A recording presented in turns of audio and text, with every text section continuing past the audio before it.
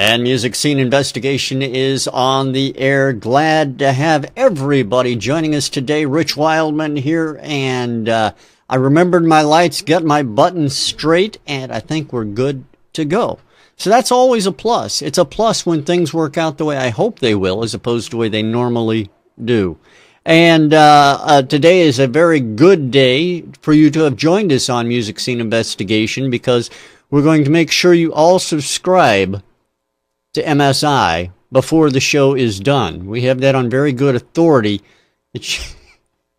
I don't know if it's going to work, but we'll find out. We'll see what happens. And if you're not familiar with MSI, we're not about subscriptions. We're about you guys having a great time, enjoying the music that goes in front of our panel. Every week we bring 3 new songs to our panel to get their take on them, their review, their critique of them. The songs are randomly selected from those submitted by independent artists from around the world. And our panel is composed of industry experts. These are people who have worked in the industry from one angle or another that all have to do with music, and they know what they're talking about when it comes to the songs and their comments on them. And I certainly look forward to each and every one of them having their say, as I hope you do as well. Let's meet our panel for today. From New York City, as always, Mr. Tom Chianti. Hey, Tommy, how are you, sir? Good afternoon, Rich. I am doing fine, sir, despite a little cough. It's a brilliant day in New York. I am feeling a little under the weather, but you know, if you're not under the weather, you're under somebody else. What the heck? Yeah, I'd rather be under the weather than under an elephant. This is true. Yeah, I'm not sure what the old saying is, but I'm sure there is one. It's good to see you, Tommy, as always. Thanks for being here. Over in London, England, Mr. Ian Husbands is with us as well. Ian, how you doing, my friend? Watch the drumstick. Just watch the drumstick. And as you listen to Rich Wildman talk, you will feel sleepy. That's Very normal. Sleepy. That's normal. We put Tom to sleep every week. You know, that goes without saying. I mean, see. What's this week, Imasabi? So how you doing, Ian? How are things going? I'm good. It's been a busy weekend, but a good weekend, and nice to finish it off with a bit of indie music. Well, absolutely. It always is. And before we get to some new indie music, I know that you have some information on indie music that we heard last week. We heard from the Great Highway, Jimmy Mowry and Nicholas Ogenvall last week. I know we have some witness statement information that you'd like to go over as well. We do, and we have Mr. Ian Blackwood on as our guest, didn't we? Who one of our new guests, which was a lot of fun. And I have to say that Tom and I and Ian are still hitting in with the people. Everyone agreed with us that Jimmy Mowry, This Is War, should be top of the best songwriting with 86% of the votes, best performance 100% of the votes, and best mix and production 83% of the votes. So we were pretty much bang on all the way.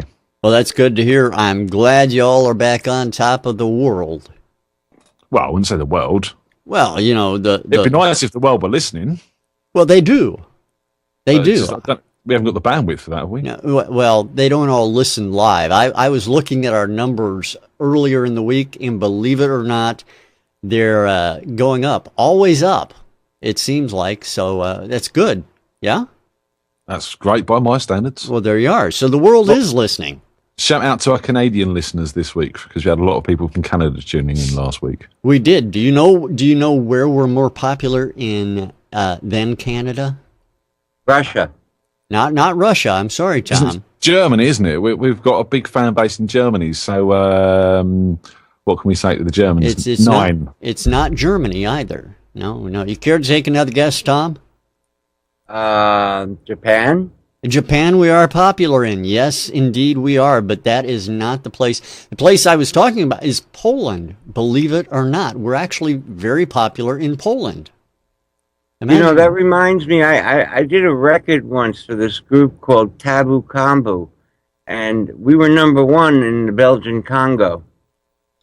I have no idea what that has to do with Poland, but congratulations, Tommy. Well, it has to do with being popular in weird places. All right. Well, hey, I'm still going to congratulate you because I think that's cool. Why is Poland weird?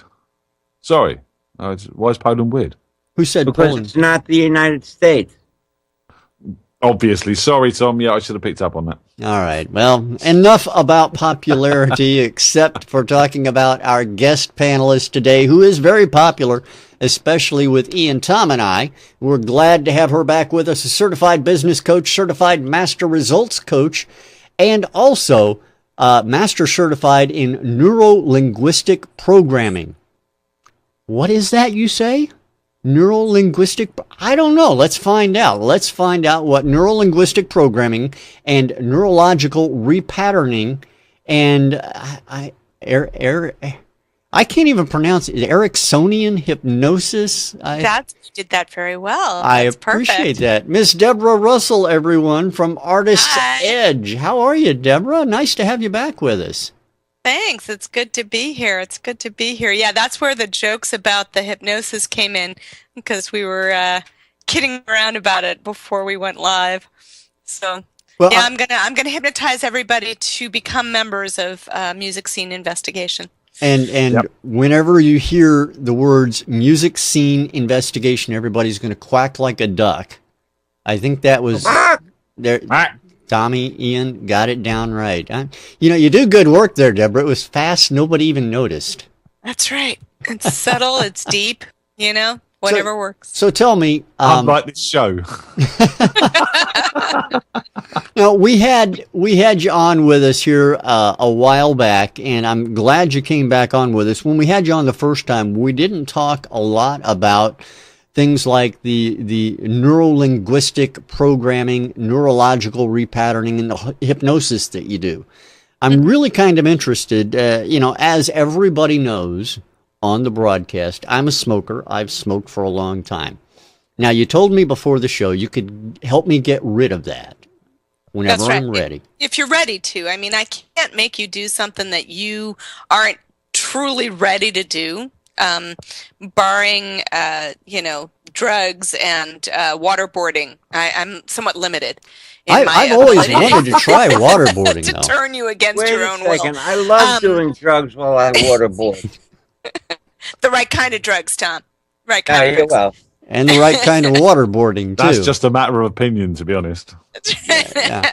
All right, so what is neuro-linguistic programming, NLP, and what is neurological repatterning? If you could explain those to me, I would be grateful.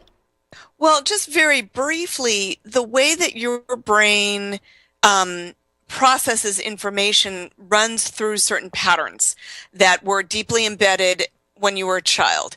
And what NLP and neurological repatterning, through the processes of hypnosis and trance, I can help you redesign how you interpret what your experiences are. You can have two people have the same experience and have very different reads on that experience. And that's because of the way their brains work. And so you can be a pessimist or an optimist is a kind of a broad stroke example of that. If you want to become an optimist, that's something that I can help you shift through NLP and hypnosis. I see. Okay, I understand now. Now, as a business coach and as a neuro-linguistic programmer, repatterning, hypnosis, of course, I make that up as a title. I'm sure that's not what you go by. But how do you incorporate this in your work with artists that you do as a business coach? Well, I am focused on helping people create a successful, sustainable career. Very often the thing that stops us is the stuff that's going on internally. It's the beliefs that you have, it's the fears, it's the way you look at yourself, the world, and your place in the world. And very often it's not that you don't know what to do, it's that you can't seem to get yourself to do it, to take those actions. And using NLP and hypnosis, I can help you clear those blocks. What I found in the business coaching is a lot of times we come up against the same block, the same obstacle over and over and over again. And I added NLP and hypnosis as a tool in my tool belt because I got sick and tired of not being able to help a client break through those blocks. Because they're internal. They're not, it looks like circumstances, but it's not, it's internal. So. So I guess you're basically showing artists how to overcome those things they may not think they can do. Right. It's yeah, and with the NLP and hypnosis, it's actually changes how you think about things. How you think about things, how the default way that you think about things, not the way you think about things when you say, oh no, I'm going to decide to think this way, which is what affirmations do. The way that your subconscious and unconscious mind operates. So it goes much deeper and can be much more profound, but also be really simple, if that makes sense. No, it makes perfect sense to me. Now, let me ask you. Go ahead. Can I butt in with a suggestion? Sure. Right, Debs. Really be nice, some sort of on-air display of this some point in time. And how about this, right? Rich has got a lifelong ambition to get video of Tommy sliding across the bonnet of a police car. I do. And Tommy doesn't think he can do it. No, Tommy knows he can do it. Tommy doesn't want to do it. Then, see, that's unethical for me to try and get you to do something that against your will. Now, what if I want Tommy to do it, and he's just saying he doesn't want to do it, but he really wants to do it, but he's afraid he'll get thrown in jail for doing it? I think that's a valid concern. Thank you. Yeah. And I bet you this hypnosis is really a powerful tool when it comes to getting paid.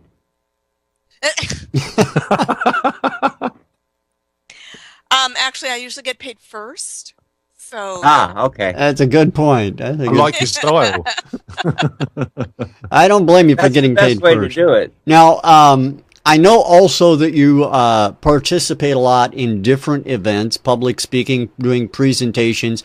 You were at South by Southwest, and I certainly hope you go back to South by Southwest, the Western Arts Alliance, Taxi Road Rally, NSAI's Songposium, the Advanced Singer-Songwriters Camp. Can you tell me a little bit about some of the programs that you present there and what it would do or how it would benefit an indie artist who may be attending one of these events to go ahead and attend one of your presentations as well? I can do one better for you. All of the classes that I teach at events are available to the Artist Marketing and Business Academy members. So if you can't make it to one of these events, you can also download the podcasts of those classes. But I teach about how to run a business. I teach about the entrepreneurial mindset. I teach about time management. I teach about marketing, both online and offline. Particularly in the area of niche marketing and how to build a fan base from scratch without, tons of money, without a record company, doing it DIY. I've taught in a couple weeks, I'll be at the Taxi Road Rally again, and I'll be teaching a class called Multiple Streams of Music Income, which is an entire marketing program for really building grassroots, your fan base as well as your income streams. So yeah, all different things, because I'm a business coach, and so I help you create this, your strong business. And everybody can go to artist-edge.com, as seen in the lower third there, to find out more information about it and to get information on some of these programs. And actually, I think they can find out where you are going to be speaking and where they might get in touch with you at as well, right? That's correct. And I just put it up on the chat too. Okay, great. Well, I certainly think that you and I definitely should talk more because, like I said, me and the smoking thing, one of us has got to go, and I certainly want to be hanging around for a while, if you know what I mean. And yeah, absolutely. I think smoking has to take the back seat in this one. I'm sorry. Smoking and me have been friends for a long time, but the time has come to break this thing up. And but we will. We'll definitely talk. Now, when you're ready. I am. And I do want to get to some music today because obviously that's what we're here for, is to listen to some new music, to get your thoughts on that, as well as Tom and Ian's as well. So why don't we get down to business and hear the first song that's up on today's Music Scene Investigation. This is song number 1 on today's MSI, everyone. Hope you enjoy it. Song number 1.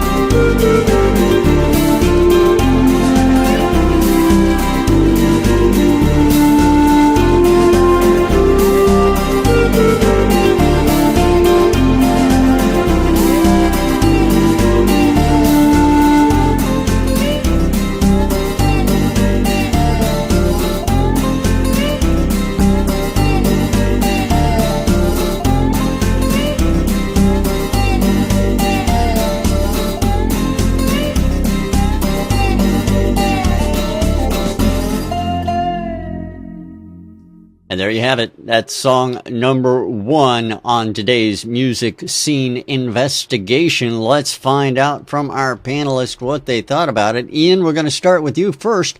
What do you think of track number 1? All right. Let's start off by saying whoever's put this together has got a good ear for composition and dynamics. And there's quite a strong arrangement here as well. But, I mean, overall, this sounds to me like someone who's just using out-of-the-box sounds on whatever door they've picked up. They've got a MIDI keyboard and some loops, and they've put this track together. They've made quite a good job of it. The flute is mostly dominating in volume and also in amount used. I think, yes, the flute is carrying the melody in this, but there was some times when some space came through and that sort of dobro guitar was cutting through nicely and stuff like that. There was a lot more going on underneath that flute that was being masked by it. I think I've used those drum shuffle beats before myself, but they work. The bass was sitting there quite nicely. I mean, everything was audible to a point. As I said, I did feel the acoustic guitar and that dobro were drowned out mostly by that flute. The drums were very flat, dull sounding. There was no life to them. They need a lot of work on the EQ. And I'd like to hear a vocal. I think there's a good idea of a song forming here, and with more realistic instrumentation and a vocal over the top of it, then you're on the start of a winner. But currently in the state it's in, it's a good effort. It sounds like a songwriter's demo, and it needs some attention. All right. Well, I appreciate your thoughts, Ian. Tom, what do you think? Track number 1. Well, would I be out of place if I said it was a little bit over to the right? I don't know. Would you? Well, number 1, the flute was so dominating because it had a lot of reverb, a lot of unnecessary bottom end. Like Ian said, it was a little overused, a little repetitive. It could have been thinned out both sonically and in the amount it played. There's a lot of nice things going on. I liked especially when the strings came in, because at least the strings filled out the stereo spectrum. For my ears, this was all happening on one side, and just the effects returns on the other side. I could see this being used maybe as a opening shot for a Field and Stream type of thing, or something that has to do with the outdoors, or a medieval theme. It's a good start for a cinema type of theme. But the mix is sadly all off to one side.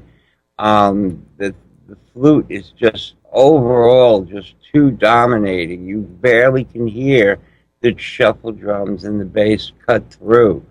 I think it needs to be rebalanced. They have to think more left-right than just right, and then think the parts over, because a mix and this type of music needs to have motion, and there was no motion. It was just all linear at one level. I think, dropping the flute more, adding a thinner cutting-edge sound like a violin or cello would have really offset it better.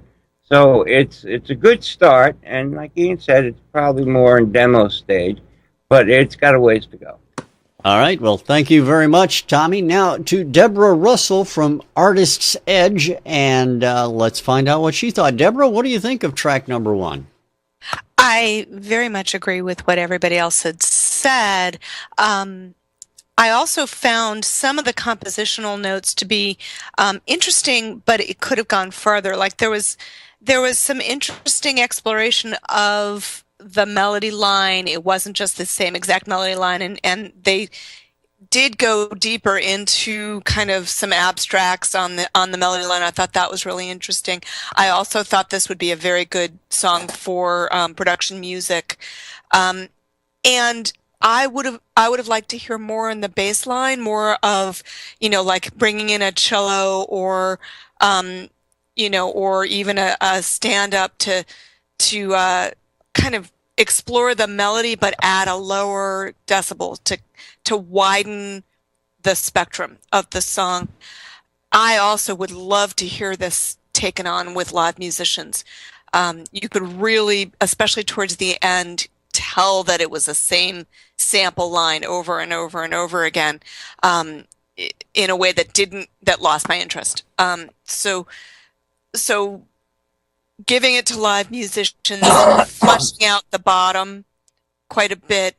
I personally really liked the sound of the flute, but I also was glad when other things started to take over, because it just, there wasn't enough happening in the melody line for it to be that dominant. So that's me.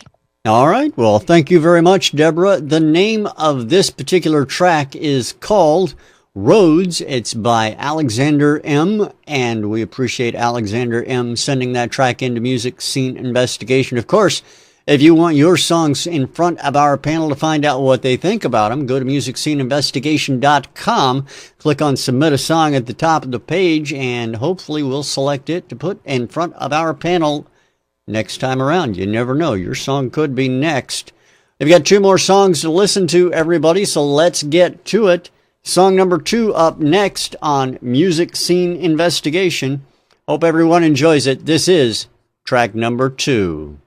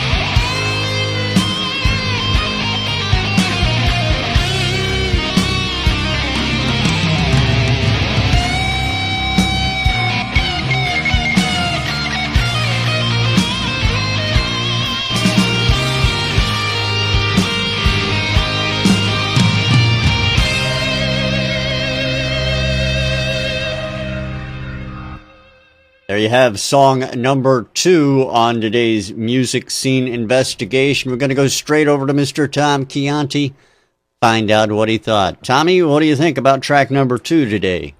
There's a lot about this I liked, and then there's a lot that really killed it for me, because I really like the hook.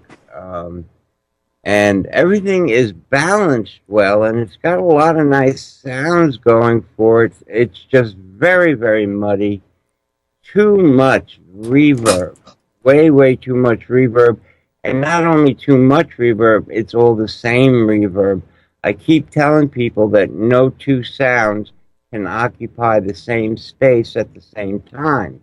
So you have to separate the sounds by using different reverbs and delays, and so that things subtly take their own space. This was all in the same space, which they may have wanted it to sound like it was all in the same arena. It reminded me a little bit of 1970s rock, Deep Purple.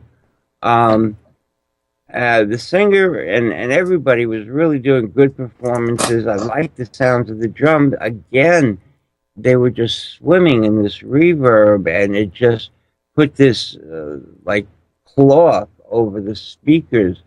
And the vocals need to be really brought up more.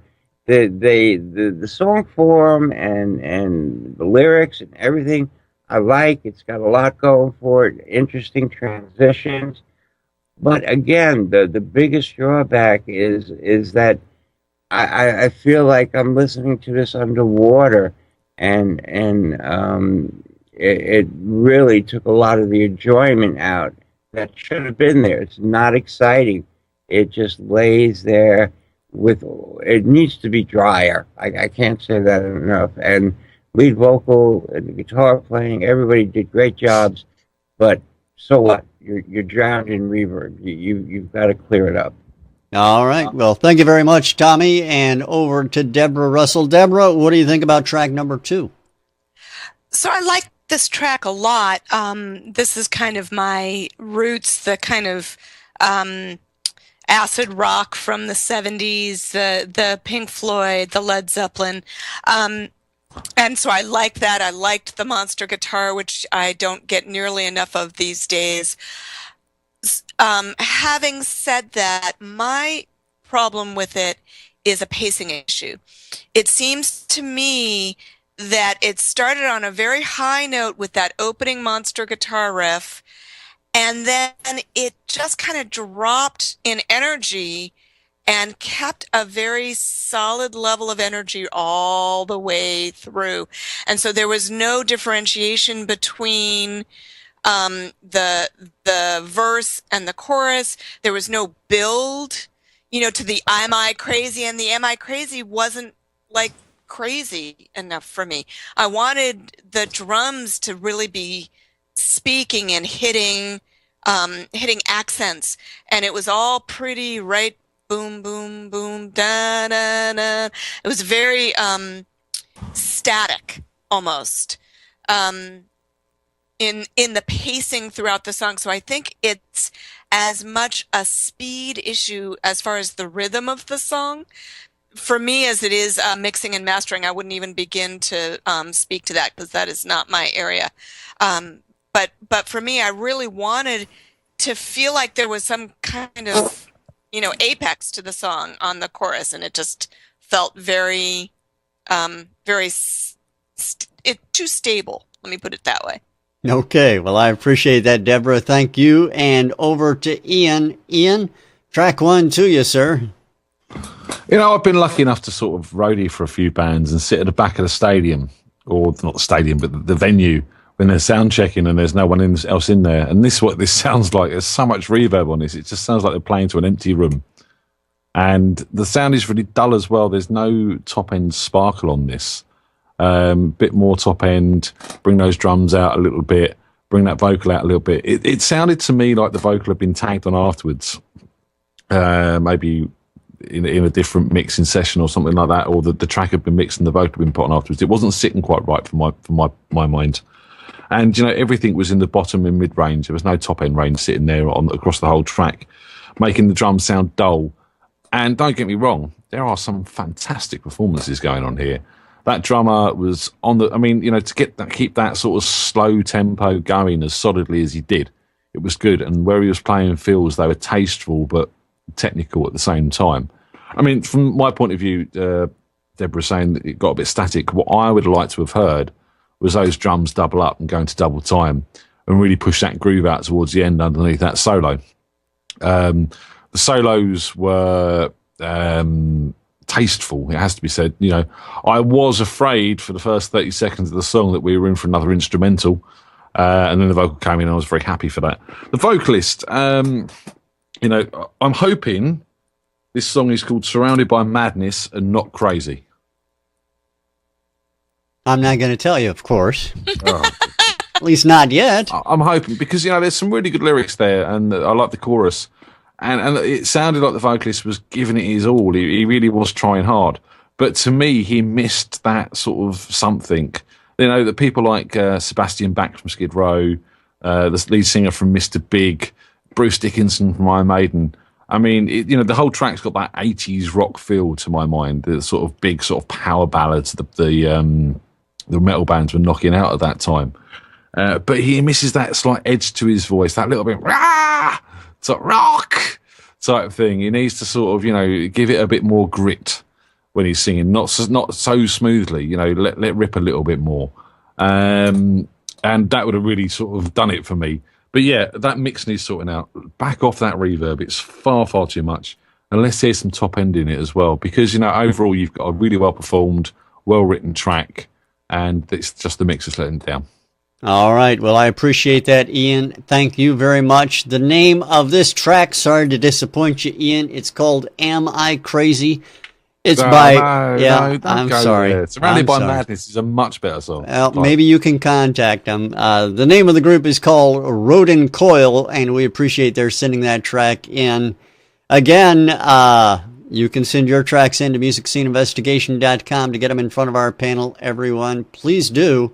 And do want to remind everybody that, of course, our Songs of the Week, those songs that are selected as Songs of the Week, every month go up against each other in what we call our hit list for a band of the month. And shortly approaching, or quickly approaching rather, is our Artist of the Year awards ceremony, which will happen in January. And wish we had that on tape. I'm just saying. I'm glad we don't. Use it every time. Do want to let you know that the month of December, we'll be taking that month off in preparation for the award ceremony happening in January. You can start voting on your choice for those award winners for not only Song of the Year or Artist of the Year, but also for our Panelist of the Year as well. You can start voting on those come November, and we'll have it up on the site with information on how to do just that. I'm sure you'll vote once, vote often, vote as many times as you can, if you can get away with it. Yes, sir. This year, December, all of the acts... Go ahead, Ian. I'm sorry. This year, all of the acts are chosen by the hit list. So no acts that are going in that have been chosen by myself or Rich or Tom independently. Everything's been selected by the hit list winners.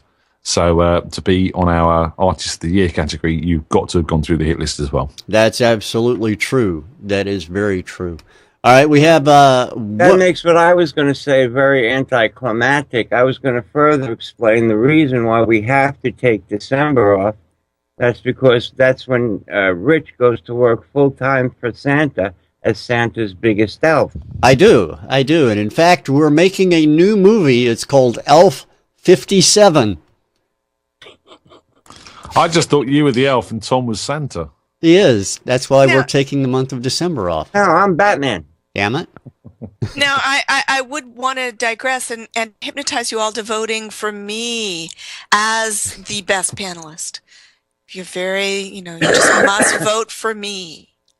There you go. I think Debra's a perfect choice for best guest of the year, but I think all of the guests are best guest of the year. We'll find out if Debra's hypnosis has worked come January. Right. Come January, we'll find out. All right, next song up is the last song of the day, song number 3. So I certainly hope you enjoy it. Let's give it a listen right now, find out what everybody thinks about it in just a couple of minutes. This is song number 3 on today's MSI.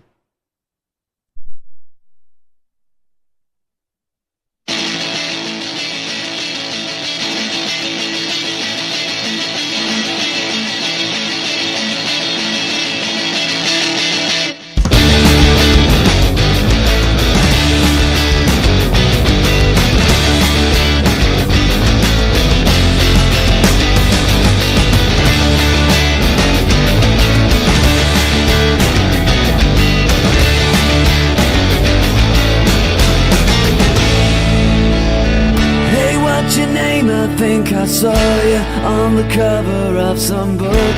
I couldn't tell you how it read, but I could tell you how it looks. From pages 1 to 5 I saw a girl who's living life in vain. I would like to tell you more, but I'm rewriting it again.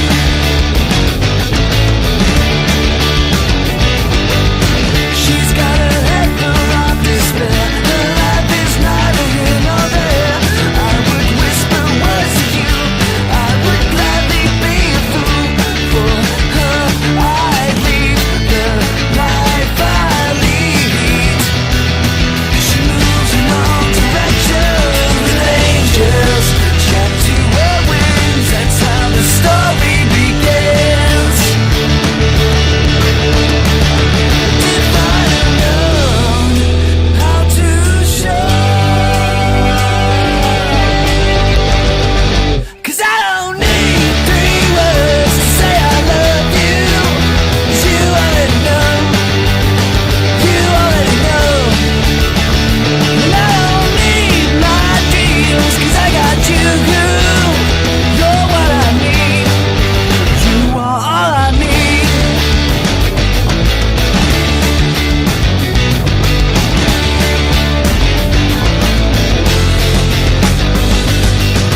She's got a head full of despair. Her life is neither here nor there. I would whisper words to you. I would gladly be a fool for her. I'd leave the life I lead. She moves in all directions with angels strapped to her wings. That's how the story begins. If I had known how to show, 'cause I don't need 3 words to say I love you. 'Cause you already know, you already know. And I don't need my dreams, 'cause I got you. You're what I need. You are all I need.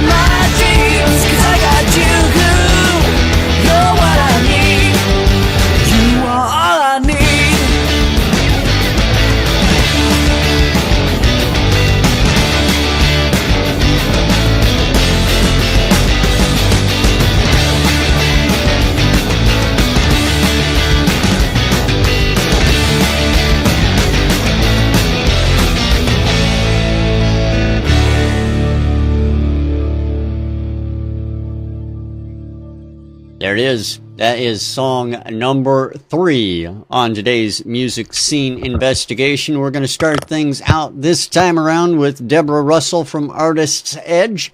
Debra, what do you think about track number 3? I really like track number 3. It had a very kind of mix between a punk feel, almost a 90s grunge feel, but it also felt very current to me.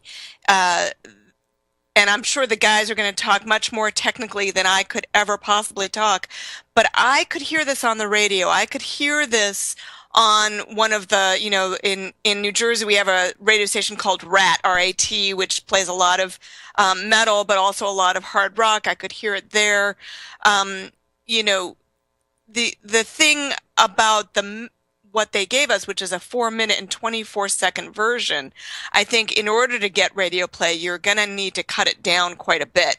And there's room easily to do that without really losing the very nice hook there's both a musical hook going on as well as a chorus hook. That I love that. I could hear myself, for hours really listening and hearing that over and over again, and having it really stick in my mind, which is a powerful thing. So I really like this a lot. I'm betting that there's some comments around the mix. It was a bit muddy at times, but to me, that's actually also the flavor of what kind of song it is. So I really liked it. All right. Well, I appreciate that, Deborah. Thank you. Over to Mr. Ian Husbands. Ian, track number 3, sir. Yeah, what a great song. I mean, elements of The Clash, elements of The Alarm, elements of Lit, elements of The Beatles. And the singer, I thought, sounded a bit like Mark Chadwick from The Levellers. Wasn't the voice I was expecting from that intro. I was expecting something an octave up, excuse me, an octave up, and a bit more screamy, a bit more punky. But we didn't. We got this sort of rounded, wholesome vocal that could sing a folk song as well as sing this sort of punky sort of style as well. Some great lyrics in there where angels try to wear wings and lines like that. Good groove. There was some backing vocals there. Couldn't really hear them. I mean, the problem is with this track is the mix. It's like they're a sort of really highly energetic band that sort of said, all right, let's record this track. Let's turn everything up to 11. Bang, off we go. That's it. It's done. And it's all over the place from that point of view. I mean, you can even clipping and stuff like that on the guitars. I mean, the mix is the problem. It does need to be taken in, and everything needs to be looked at. Get some compression on those guitars. Get that bass tightened up. Get those drums a bit tighter on the sound, and make space for everything. Everything's just crammed on top of each other, and it's got high energy and it's got a big sound, but it's just everything's just taken over everything. And there was an odd part in, I think it was the first chorus, where that sort of vocal went into that sort of slightly cliched amped voice, and it was just pushed hard left on the stereo pan. I didn't like that at all. Keep it center. But this is the sort of band that, if they're kicking it live, it's going to be a good show.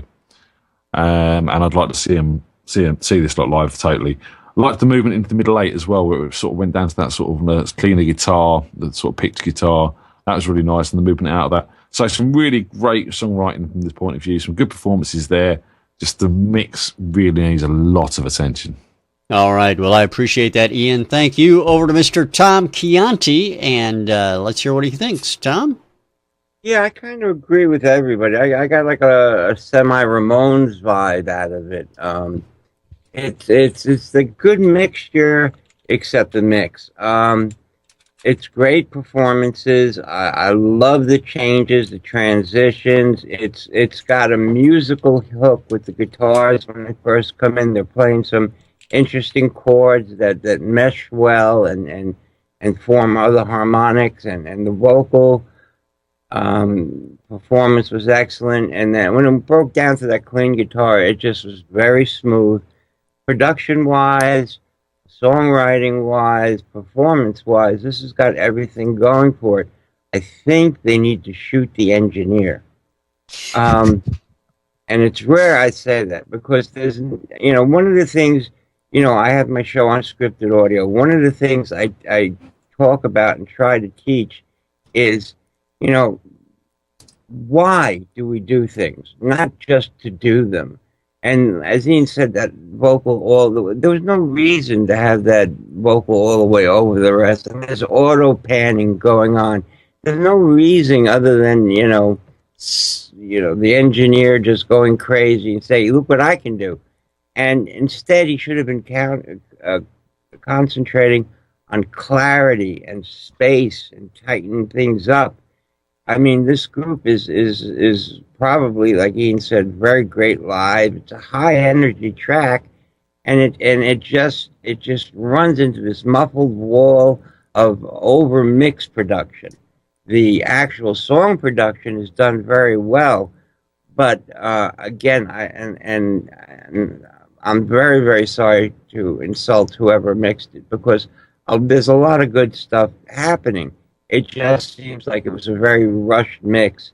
And if the guy had maybe another 3-4 hours, he would have settled in and said, no, this is not necessary. And yes, we need to clean up that bottom end, and the vocal needs to come up more and needs to be treated special, and the backgrounds need to come out more. And I felt there could have been a chant or a more of a group background in one or two other places. But, you know, there's a nice, tasteful amount of background vocals, but you can't hear them. Again, the mix really, really off. If this was a 2-inch tape, I'd beat the engineer over the head with it. You know, and I hate saying that because I've been beaten over the head many times myself, you know. It's like you let the engineer go, you come back in, you listen to it, he cranks it loud, and it sounds great, yeah, print. And you don't take the time to really take it apart and listen. This really has everything. It's all there. Just redo it. All right. Well, I appreciate that, Tom. Thank you. The name of this track, the third track of the day, is called Angels by a group called Toffees. We appreciate Toffees sending their track into Music Scene Investigation. Now, let's muddle up things a bit by throwing it over to our panel for their Song of the Week selection. You guys have a tough job ahead of you, I think, so I'll let you do it. What's your selection for Song of the Week? Well, I'm going to jump straight in. You know, we judge tracks a lot on production and mix. And, you know, sometimes that is easily rectified by taking the tracks back to the studio and getting it performed. But you can't do a great mix on a bad song. So this week, I think the best song we've got here for certain is number 3. So that's my decision for that reason. All right. Tom? Deborah? Deborah, would you care to go? I'm with Ian. I before I heard song 3, I was thinking song 2. But I think song 3 is so strong on so many different levels. Just immediately the second I started hearing the different pacing and the voice and just how strong it was on so many different levels, I have to pick number 3. All right, and Tommy. You know, the best thing about song number 2 is it made me pray for song number 3. It you know, what the over reverb and the other two, you know, they're all well and good and need work, and they'll become much better. This is even with the bad mix, and I mean, you sometimes you just can't kill a good song. And number 3 is a very, very strong and a very good song. So I tossed my hat into the ring with the other two on number 3. All right. Well, I appreciate that. And there you have it. The song of the week is the Toffees and their track Angel. And Deborah, Ian, Tom, thank you for your service. If I were a judge, I would let you go. But I'm not going to let you go, but I just want to thank you. Thank you, Deborah, for being with us on this week's Music Scene Investigation. A great time as always. My pleasure. And I learned something new. I can now tell people what neurolinguistic programming is. See, I do my best to educate. I'll probably get it all wrong, but I can at least tell try. people what it is. Tell people what it is. You can hardly say it. I know. That's my problem. That's why we say NLP. It's just so much easier. Like I say, I'll probably mess it up, but at least I know someone I can say, if you really want to know what it is, you can get in touch with Debra Russell. Very good. Then you can tell them. You can find out more about Debra at her website, artist-edge.com. You see it there in the lower third, and you definitely should check it out if you're at South by Southwest. Hopefully you'll see Debra there as well. I think it'd be great. Crossed. Absolutely. Absolutely. Thank you, Debra. Thanks again. Ian and Tom and everybody, please file your witness statements. Go to the witness button on the right-hand side of the page and click it. We want to know what you think about today's music as well, and we'll bring you the results of those polls next week. right here on Music Scene Investigation. Make sure you join us again next week. We'll be doing this all over again. Ian, who is our guest next week? Next week we have Miss Tom Oswald from Red Dragon Records and Fatia Magazine and Acoustic Spectrum and many other entrepreneurial endeavors. All right. Well, we're looking forward to having Tom back on with us, and absolutely looking forward to you having joined us in the chat room once again. So please I'd just like to remind you. Yes, sir. I'd like to remind you, you are feeling sleepy, very sleepy. Subscribe, like, follow MSI over the internet. Back in the room. All right, there you go. I was getting sleepy there until you said back in the room, but you got it corrected, so that's all good. Let's see everybody again next week right here on Music Scene Investigation. We're going to play out now with Angels by Toffees, our song of the week. Enjoy, everyone. We'll see you again next time right here on MSI. Bye. Bye. Bye.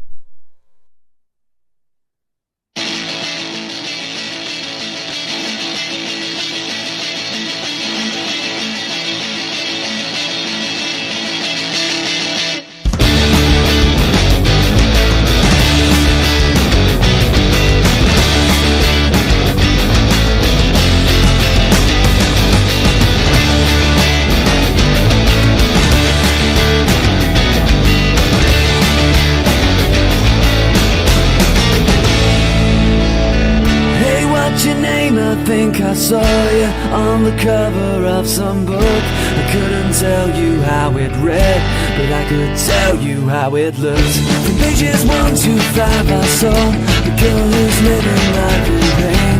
I would like to tell